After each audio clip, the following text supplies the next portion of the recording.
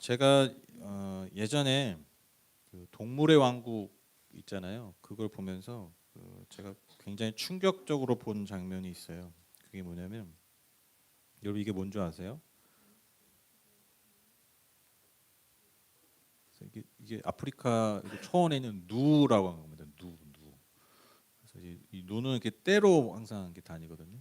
이게 아무래도 그 맹수들이 많으니까 이렇게 홀로 다니면 안 돼요. 그래서 떼로 다니는데 제가 이 누떼 이게 동물의 왕국에 자주 나와요. 그런데 이제 제가 뭐 어떤 장면이 되게 충격적이냐면 그 이 누떼 중에서 이제 그 어미 누가 있었는데 새끼를 낳는 거예요. 그 새끼가 이제 딱 나와서 땅에 탁 떨어졌어요. 근데 이제 막 그 아시죠? 그 막 온몸에 막 이렇게 끈적끈적하게 묻어 있고 막 이렇게 묻어 있는데 정말 그 바로 태어난 그 누가 막 어떻게 하더니 그 마치 그 좀비들이 막 이러는 거 있잖아요.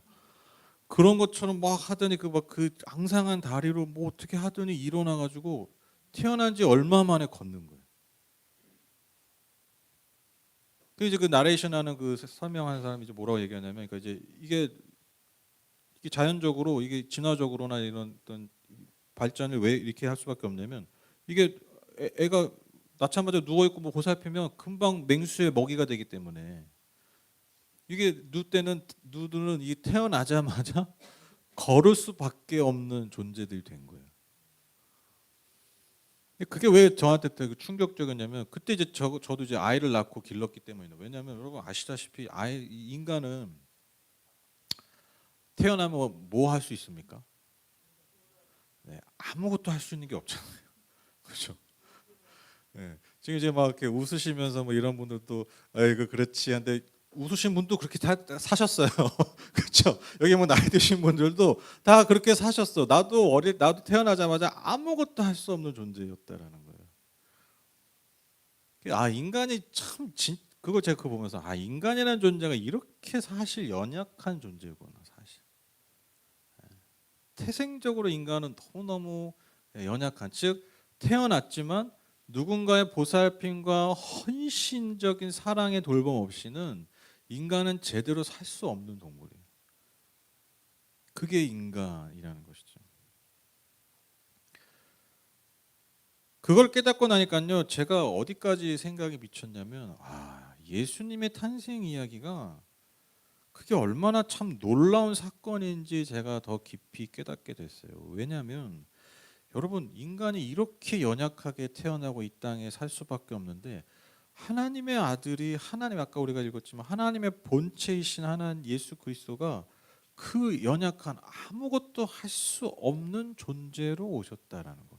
여러분 이게 도대체가 믿어질 수가 없는 이야기. 너무나 놀라운 사건이라는 것이죠.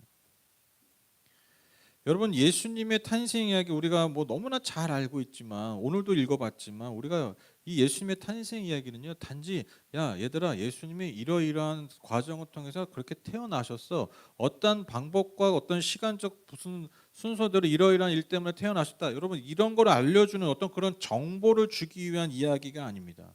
여러분 예수님의 탄생 이야기는요 왜 예수님이 이 땅에 오셨는지를 알려주는 이야기예요. 그러니까 왜죠 왜 어떻게가 아니라 왜 오셨느냐를 알려주는 이야기라는 거죠. 여러분 하나님은요 메시아 대신 그리스도의 탄생을 천사를 통해서 누구에게 오늘 먼저 가장 알려주십니까? 누구에게 가장 먼저 알려주시죠? 네 목자들에게 알려주십니다. 목자들에게 방금 전에 읽은 거예요. 목자들에게 알려주신다는 거예요. 여러분 아시죠? 목자들은 당시에 어떤 직업이었습니까? 사회적으로 어떤 직업이었죠? 네, 아주 천하게 여깁니다. 왜냐하면 여러분 그 유대 율법상 여러분 그 어떤 더러운 배설물이나 또 시체나 이런 것들 가까이 하면 안 돼요. 근데 여러분 짐승 기르는 사람 하는 일이 뭐예요? 다 똥 치우는 일이잖아요. 그리고 여러분 막 다니다 보면 죽기도 하고 막 그러잖아요. 맹수에 물리고 그러니까 늘 시체를 그러니까 죽은 시체를 동물의 시체를 가까이 할 수밖에 없는 존재. 그래서 여러분 유대인들에게 항상 부정한 존재의 상징이 뭐냐면 여러분 그게 목자들이었다는 거예요. 근데 여러분 하나님께서 그 그리스도 탄생을 누구에게 가장 먼저 알리셨다고요? 목자들에게 알려주셨다는 거예요. 여러분 이 사건을 통해서 하나님의 구원이 어떤 이들에게 가장 먼저 전해지는지 알려주시는 거예요. 이해되시죠? 사람들에게 배척당하고 사람들에게 소외된 이들에게 하나님이 가장 먼저 기쁨의 그 구원의 소식을 알려주신 것처럼 여러분 구원은요 바로 그러한 자들에게 먼저 임하게 됩니다. 천사는 그 목자들에게 베들레헴에 온 세상에 구주가 나실 것이라고 알려주면서 그 구주된 아기의 표징이 뭐냐면 즉 사인이 뭐냐면 그 증거로서 한 갓난아이가 있을 거라는 거예요. 베들레헴에. 근데 그 갓난아이가 포대기에 쌓여서 누워있는 것을 볼 것이다 라고 알려줘요. 그러니까 메시아의 상징이 뭐라고요? 그 증거가 뭐라고요? 그 사인이 뭐라고요? 두 가지가 있었죠. 포대기에 쌓인 아이 그리고 구유에 누워있다. 여러분 포대기 뭔지 아시죠? 그 아기 나오면 바로 이렇게 감싸는 거 있잖아요. 왜 감쌉니까?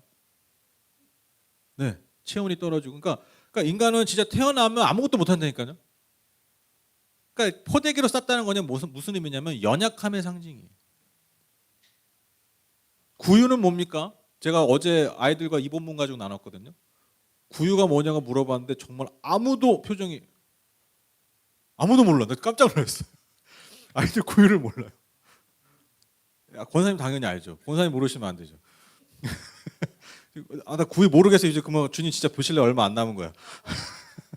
아셔야 돼요. 계속. 구유가 말의 여물통이에요. 여러분 여물통이 어떻겠습니까? 깨끗하겠습니까? 굉장히 지저분하죠. 그 지저분한 구유에 누일 수밖에 없는 존재. 그러니까 여러분 그 존재가 어떤 사람이에요? 너무너무 가난한 사람이라는 거죠. 그러니까 여러분 연약함과 가난의 상징이 바로 그 포대기와 구유라는 거예요. 여러분 굉장히 중요한 상징입니다. 어떤 무슨 비단, 무슨 그 보라색 자주색 옷감, 그 왕의 상징이죠. 왕족의 상징이죠. 귀족들이나 쓰는 그러한 여러분 실크에 여러분 쌓여 있는 분이 아니라는 거예요. 어떤 화려한 궁전과 화려한 집에 그렇게 여러분 좋은 방에 좋은 시선에 누워 있는 분이 아니었다라는 거예요. 인간들은 거기서 메시아를 찾겠죠. 인간들은 거기서 구주를 찾겠죠. 그런데 예수님은 그곳에 계시는 게 아니라 진짜 그분이 메시아인 사인이 뭐라고요? 포대기의 사인. 구유에 뉘어 있는. 즉 연약함과 가난을 안고 태어나신 분이라는 거죠.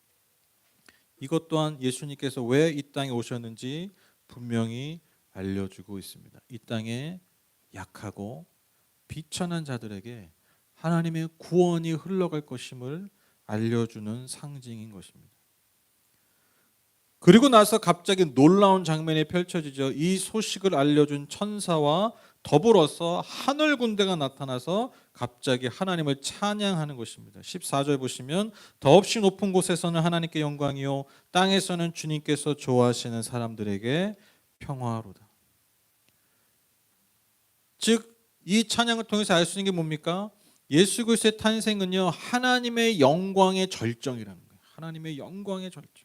하나님 영광 받으실 순간이 너무너무 많지만 하나님 영광의 절정이 뭐냐? 그 가장 낮고 낮은 모습으로 오실 때 바로 하나님께 가장 큰 영광이 됐더라고요. 또한 주님께서 좋아하시는 사람들에게 이제 하나님의 그 구원의 징표인 하나님의 샬롬 그 평화가 전해지고 약속된다는 거예요. 근데 여러분 제가 이번에 설교 준비해서 깨달았어요. 이게 옛날 성경에 보면 하나님께서 기뻐하시는 자들에게 평화로다 그러잖아요. 여러분 하나님 기뻐하시는 자가 누굴까요? 나예요? 여기서 말하는 하나님 기뻐하시는 자가 누굴까요? 25일 어디 안 놀러 가고 교회 나온 사람들일까요? 기뻐하신 사람들이잖아요. 들. 표정들이 나는 아닌 것 같아요. 약간 그런 표정인데 일단 나는 아니에요. 그런 표정인데 여러분 얘들아 여기서 말하는 하나님 기뻐하시는 사람들이 누굴까? 성도. 그렇죠?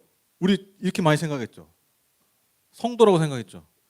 저도 지금까지 성도라고 생각했어요. 신경사면이 틀렸어요.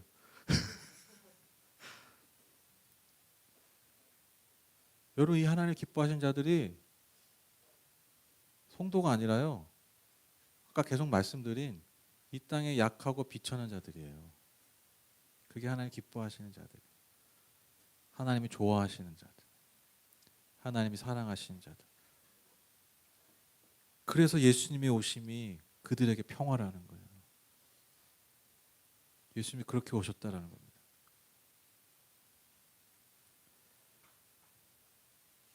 여러분, 오늘 아이들이 부른 찬양의 가사입니다. 사랑이 오셨네, 어둠에 갇힌 우리에게 빛으로 오셨네, 온 세상 구주나셨네. 세상 끝날까지 우리와 함께 하시려 사랑이 오셨네, 온 세상 구주나셨네. 하늘엔 영광, 땅에는 평화, 천사들 노랫소리가 이제 나의 노래되어 이 땅에 외치네, 사랑이 오셨네, 우리와 함께 하시는 임마누엘.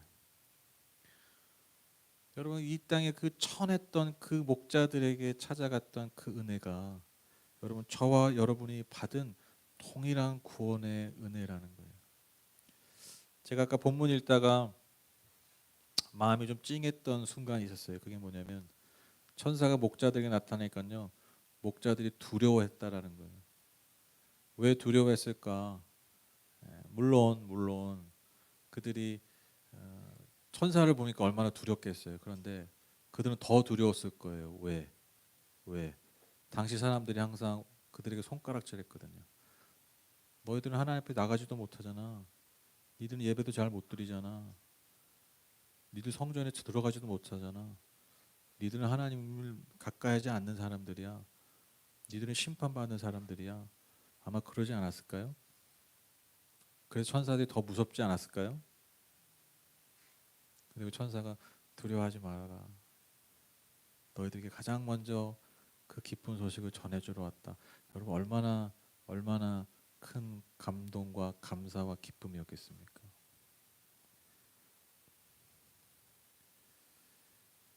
제가 좋아하는 제임스 티소의 그림입니다. 여러분, 목자들이 아기 예수의 탄생 앞에 기쁨으로 막 눈물 흘리는 목자도 있죠. 그 경배하러 가고 또 막 선물인데, 선물이 뭐예요? 선물 보이세요? TV를 좀 60인치로 바꿀까요? 막 닭 있고 알 있고 그러잖아요. 닭 있고 알 있고. 여러분, 새 여러분, 그 새가 제일 그 가난한 사람들이 먹는 그 고기였어요. 그래서 제사 드릴 때도 레위기 율법에 보면 가난한 자들은 소와 양이 없으니까 너희들은 비둘기 잡아서 드려라. 그러니까 그냥 날라다니는 거 잡아가지고 드려라. 하나님은 재물의 양과 그런 걸 받으시지, 그런 게 중요하지 않다라는 거예요. 너희들의 수준에 맞게 드려라. 여러분, 지금 메시아라고 하는 그 예수님 앞에 나와서 지금 뭐 드리고 있는 거예요? 새에게 알 주는 거. 왜? 이들이 가진 게 그거밖에 없어요. 근데 하나님은 이걸 너무 기뻐하셨다라는 거죠. 여러분, 아기 예수께 선물을 드린 사람들이 어떤 사람들입니까? 그들을 하나님, 세상은 주목하지 않았던 사람들이에요. 무엇보다도 그들이 선물을 드린 예수 그리스도도, 그 아기 예수도 아무도 주목하지 않는 아기였습니다. 어떠한 기대도 할 수 없는 존재였습니다. 그러나 여러분, 꼭 기억하십시오. 하나님은 바로 그 아기 예수를 통해서 가장 높은 영광을 받으셨어요. 그리고 그 예수를 통해서 그 사랑이, 그분이 가장 아끼시고 사랑하시는 이 땅의 연약하고 비참한 영혼들에게 가장 좋은 선물을 먼저 주셨다라는 것입니다. 우리가 성탄절을 맞아서 먼저 이 은혜를 기억했으면 좋겠습니다. 저와 여러분이 받은 은혜가 바로 이거예요. 저와 여러분이 먼저 받은 구원의 은혜가 바로 이것이라는 겁니다. 그래서 여러분, 우리가 이 순간 그 은혜를 기억하면서 우리가 함께 마음을 모은 이것이 무엇입니까? 왜 우리가 이 마음을 모았습니까? 성탄절에 사람들이 주목하지 않는 영혼들이 누굴까라는 고민에서 나온 거 아닙니까? 그렇죠? 오히려 세상 사람들에게 소외당하고 때로는 손가락질 당하는 영혼들이 누굴까라는 고민에서 나온 것 아니겠습니까? 그렇죠? 그게 바로 우리가 이렇게 여러분 마음을 모은 대상인 미혼모와 그 아기들이라는 것이죠. 저는 제가 어제도 예배 가운데 그런 말씀 드렸지만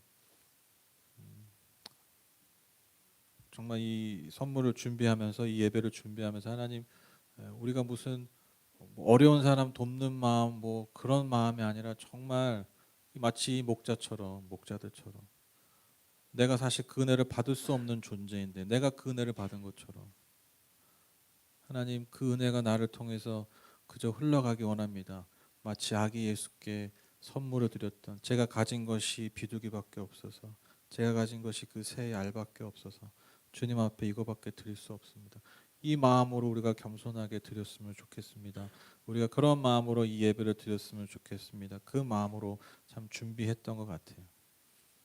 근데 제 생각보다 너무 이게 지금 테이블 2개 한 거 아시죠? 그래서 여러분, 테이블 2개로 해서 여러분 마음을 너무 잘 모아주셔서 정말 하나님께서 너무 기뻐하시지 않을까, 그러한 생각을 하게 됩니다. 결론을 맺겠습니다.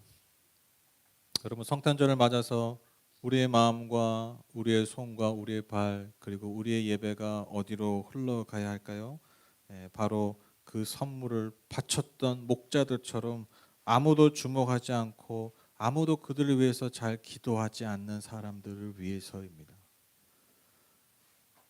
바로 그곳에 드린 선물이 바로 이 땅에 오셨던 아기 예수께 드리는 선물임을 우리가 기억했으면 좋겠습니다. 그곳에 여러분 구원이 있습니다. 그곳에 생명이 있고 영광과 샬롬, 기쁨이 있습니다.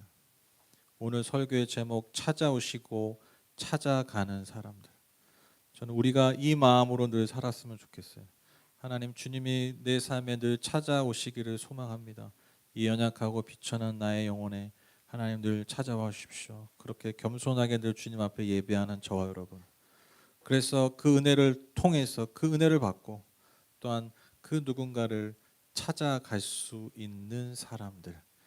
그것이 우리 하늘복교회의 부르심임을 믿고 그 걸음을 한 걸음 한 걸음 같이 손잡고 걸어가는 저와 여러분 되시기를 주님의 이름으로 축복합니다.